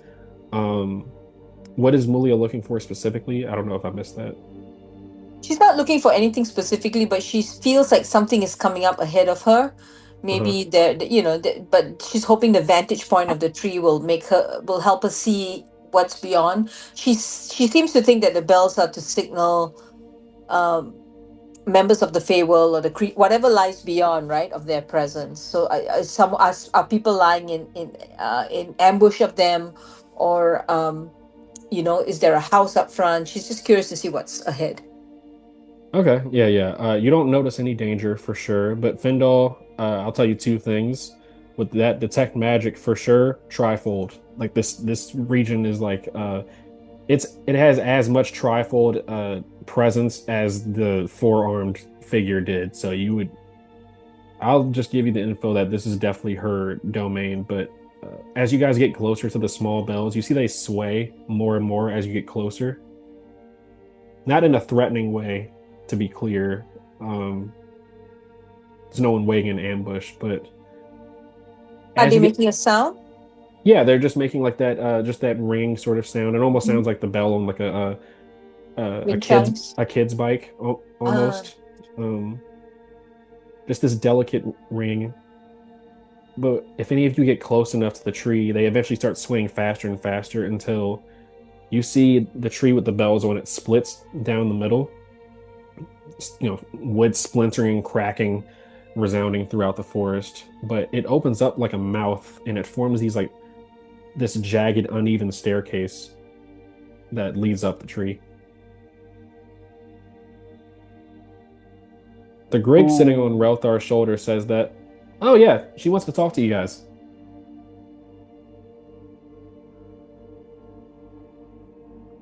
Oh, who is she? Greg. Well, we don't usually go around giving people each other's names, but it almost feels like you guys don't listen to me. I grew up in a tree, so I didn't But really this seems to exactly. be a special tree, and you seem to know this person. Well, I know how we usually operate and stuff. She seems curious to me. But yeah, I mean, he reiterates that he grew up. The satyr always told him that they lived in one of the few good parts left, so he basically confined the Grig to a tree and wouldn't let him like leave up until when he had to escape, obviously. But do you guys walk up the staircase or do you turn back? We are forced to go forward anyways because the our destination's on the other side of these woods. Indeed. I was only asking because I didn't want to make you walk up the tree. You could have just walked into the forest instead. But Oh, okay. Um, well, what do you all think? Regrettably, I think we have to go. Yeah, I'm thinking so as well. Regrettably and reluctantly. yeah, the Grig does explain that he's getting the sense that it feels like she's curious. He's not sensing any malice essentially. I'm more worried about this as another distraction. We seem to be getting more and more muddled in regional who knows what, but if we're gonna pass through these woods, might as well talk to the owner. Oh, give me 1 second. All right. You guys walk up these rickety sort of really uneven stairs and you reach the top.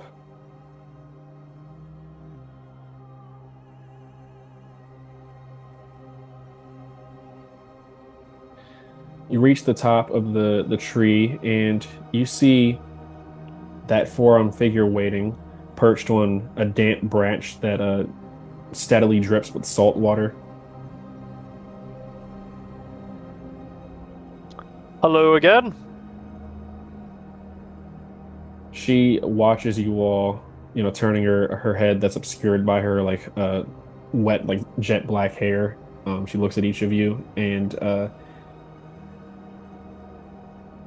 yeah, you say hello. She's gonna crawl down with this like almost spider-like movement. Oh. Her forearms her forearms like reaching the ground, and she crawls up to you, Findal. She will look at you all for an uncomfortable amount of time. Like even if you keep asking her stuff, she's just kind of sitting there, but she eventually reaches into her mouth past her hair that obscures her face. She reaches into her mouth and you all hear a wet cracking sound as she pulls out a tooth and then pulls out another. She places them down and you see she has her teeth are these they're like dark purple and have like green moss kind of speckled on them. She she places one tooth down in front of you guys, and with with one of her needle-like claws, she slices it into pieces. How many is it for you? She points one piece at each of you, and then she points one in the direction of where the caravan is, like far off in the distance. And then she takes the second tooth that she had and points it to herself. She either wants to talk with us with the tooth speaking, or she wants us to fill up before dinner. She also may be representing that we are her lesser. That's why we are shards of teeth and she's a full tooth. I'm not entirely sure. I think that the cost of passage to here is a tooth. Yes, will you interfere with us? We must get to the other side of this wood. I'll pick up the tooth and smell it, see if it'll fit anywhere in my mouth. Oh gosh. The fragment that she has pointed towards you, because she took out two teeth. One of them she cut up to into pieces to point each piece respectively at each one of you, and then one at the caravan in the distance. Uh, are you picking up that fragment she pointed towards you, or her own tooth that she has in front of her? No, the one she point had for me. Okay, yeah, you pick it up. No, she doesn't appear to have any reaction. Findle, you asked would she interfere? Mm-hmm. Um, she cocks her head to the side in like a questioning sort of sense. Are you gonna interrupt our sleep like you did the night before? You scared a lot of our people. That was unnecessary. And I'd like you to apologize.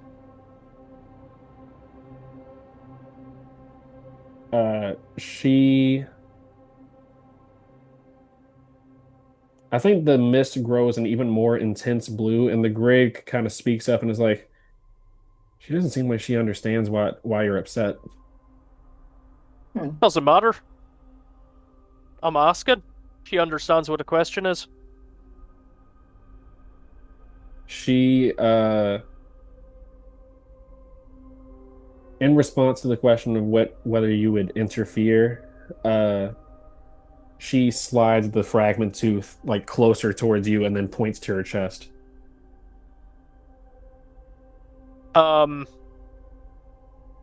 do I know I'll, what yeah, type I'll, of like what she's either attempting to do or what sort of magic she's trying to use? no, I'll say it could be just because I don't want to be obtuse. Your understanding of the Fae, and then also the Grig being there, Grig probably would speak up as well. She she wants a tooth from each of you, and all of them points towards the caravan in the distance. In return, she guides you guys safely through here. Well, I doubt everybody would be willing. So, is there something else that you'd be wanting? In Sylvan, I will ask her, is this a demand or an offering?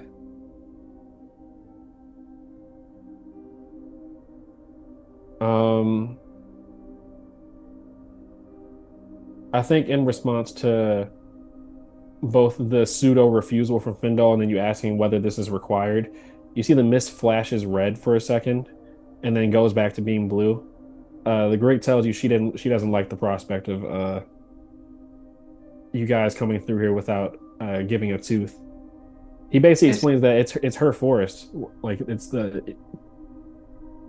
he has a little he understands mortals a little bit better than she does. So it's like he's trying to explain that like to him this is a normal thing. You pass through somebody's residence and you have to agree to the laws of hospitality.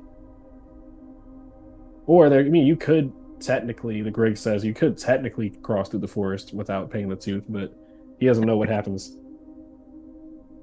In response, though, when Fendal asks if there's any other cost that you can pay, um, she sits still for a couple seconds, and you see the tooth fragments vanish instantly without she didn't do anything. And she raises a hand, and with one claw, she peels the skin from one of her fingertips and then places it down on the ground. And the Greg kind of like nervously swallows as he's like, she asked instead of if you don't want to pay using a tooth, she asked for the skin of one of your fingertips from you guys specifically. Only one of us? No, all of you, just not the caravan.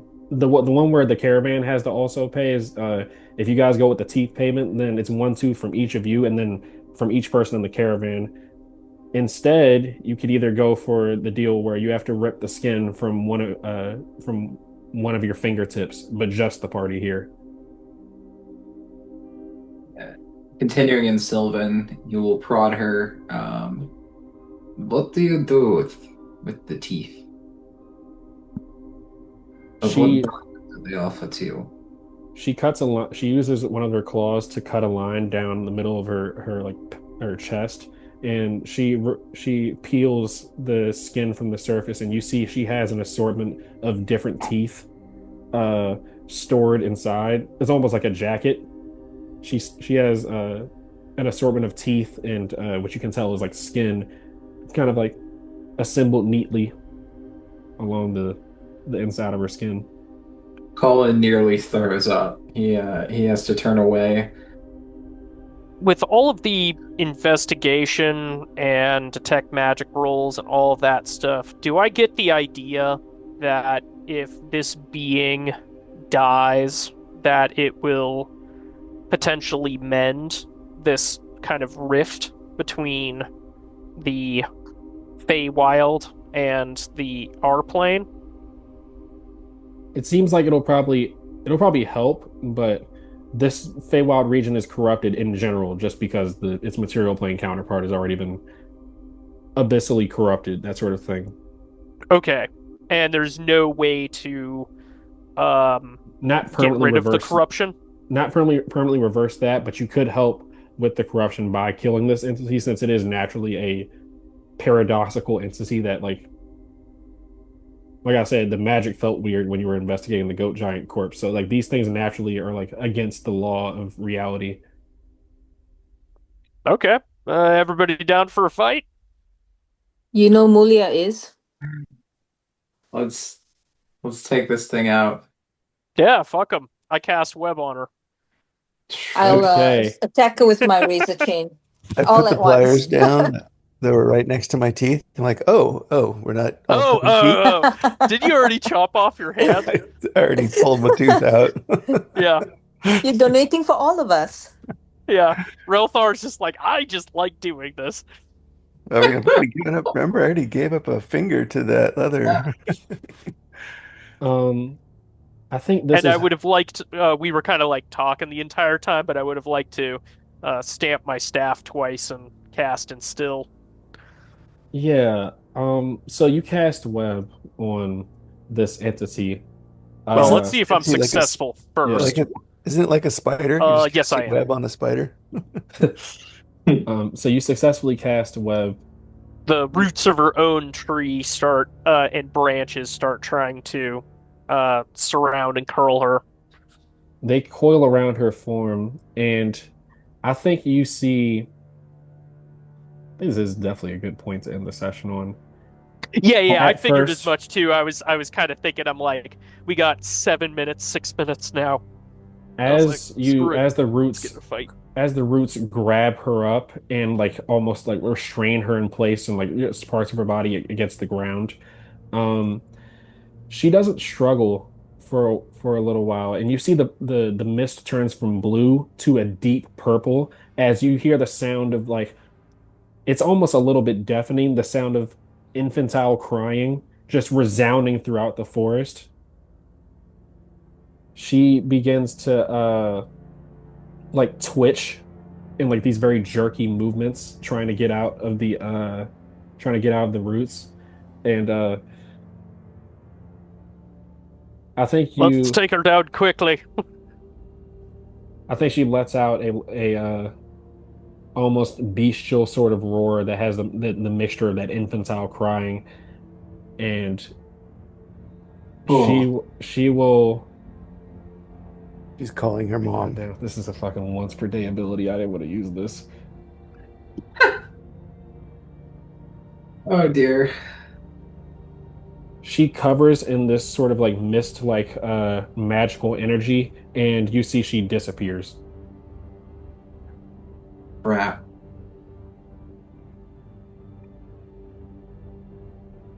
Okay. Well, I, the consequences of that will remain to be seen next session. Oh, wow. oh boy. Okay. Whatever. All you had to do was rip out a tooth, Findle. No, I was more No, I'm curious joking of around.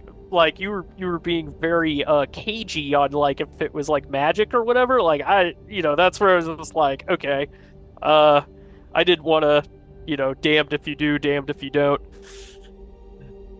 Yeah, I mean, I guess to clarify, as we're like wrapping it up and everything, I just want to make sure I wasn't being. She can't necessarily talk, and she doesn't think like a human. So I was trying to like react how she would. But would he have outright just refused beforehand, like, or is that like No, no, no, no. I was just trying to tell her that I don't think we'll be able to convince the whole caravan for getting rid of a tooth. yeah, And then it was either more or that less, or you rip a fingertip yeah, of and I stone. mean, Yeah, from Findle's point of view, it was less about the tribute to give. It was more about like, oh, if this thing dies, it'll probably help the corruption that's going on both here and on the outside. yeah. I mean, Um, I didn't know how it was and gonna. Mhm. and it's like it didn't seem to be an entity that is particularly good for us. So I thought it was like a win-win just to try to knock her out. Chronicler is like concerned more with like, okay, yeah, if we gave it a tooth or a piece of our skin, like this is a magical being, this tricksy kind of thing. It's like I feel like, or he would feel like they can do far more with that than we give it credit for. Kind of Yeah, Yeah. like it's a I, piece of us and some, voodoo type magic or whatever. It could have I was future. thinking, yeah, possession or scrying or something Well, like I don't that. want That's why I to. was trying to figure out what would be like an equivalent spell of like what she may be trying to do. Yeah, Same here. Yeah, I just was worried to about that too. Yeah, that's my fault. I probably wasn't as clear as I should have been. I don't want to force you guys into this specific interaction unless you really want to fight her. So just to save the sort of thing real quick, Mhm. um, the Greg would have at least explained. I should have been more clear. That is my fault. The Greg would have at least explained. He understands logically that you guys are like confused, like this is like a strange sort of thing to you. But the way he explains it, Um, it would be strange to you if someone asked you why you why you're eating, that sort of thing. Like this is a natural sort of thing that like Fae are always about. Like not necessarily deals, but they all value a specific thing, and that like is it depends upon the entity. But they weren't going to use it. They didn't have the vibe of using it for some voodoo. This is just like troll under the bridge sort of thing. Like you have to pay a toll, and this is my form of what I value as payment. Would Okay. Greg explain that to us, or Kind of like how the Grig wasn't going to answer you guys' questions in Bloomberg until you answered his riddle. hmm, This is just her form of riddles and stuff. Like I'll guide you safely through my forest if you unless unless Bert was explicit with that, then Chronicler's just running with that assumption that there's more to it than just a simple payment Yeah, transaction. I would agree. yeah, The he's Grig your seems at best a bad narrator. Or what do you call it? It's not unreliable narrator. Yeah, unreliable narrator. Yeah, exactly. So it's like which is this accurate, this but Grig also seems to have kind of like a childlike understanding of how things work. Maybe he understands like a little bit about like, what this Fey entity or part Fey entity is kind of like intuiting to us, but mhm. like Mhm. Findle would be in the same boat, especially being a magical practitioner or being a wizard, just being like, you don't want to give up things like that Yeah. easily. That's a pretty high cost. He would rather give up, you know, a chest full of gold than a piece of himself. Hmm. Yeah. So that's why it Yeah, also, I mean, that makes sense. this is the nature of interacting with Fae as well, that like they have very strange inclinations, but the Grig would have given you that information that it's not for voodoo purposes, but it makes sense that you would be apprehensive about giving something that is part of who you are. So, Yeah, I just wouldn't trust the Grig to be like at least Findle would be like the Grig is extremely naive. So it's kind of difficult. It would be like, taking a small child at their word of being like more knowledgeable on something. It's like, okay, sure. that's why just because depending upon how that goes down, you guys could obviously still just decide to have gone with your course of action, like that we're gonna fuck her up. But I wanted to give you full context before you go into certain stuff that like out of game, I'm not gonna screw you over if you give up a tooth or skin. However, obviously you have to convince the caravan to give up a tooth, or you could just the party themselves give up a fingertip of skin. Those are like your two options. Otherwise, Yeah, I think things Findle would still be more wanting to fight, unless okay. like if we're talking above board on the table, like are we fighting an entity that's basically a god and we're No, it's about to not. get It's not a god. raffle stomped? It's Okay, not a god. cool. I just have a thing that like when I'm running stuff that I don't want you to feel like you got forced into a specific interaction. Hmm.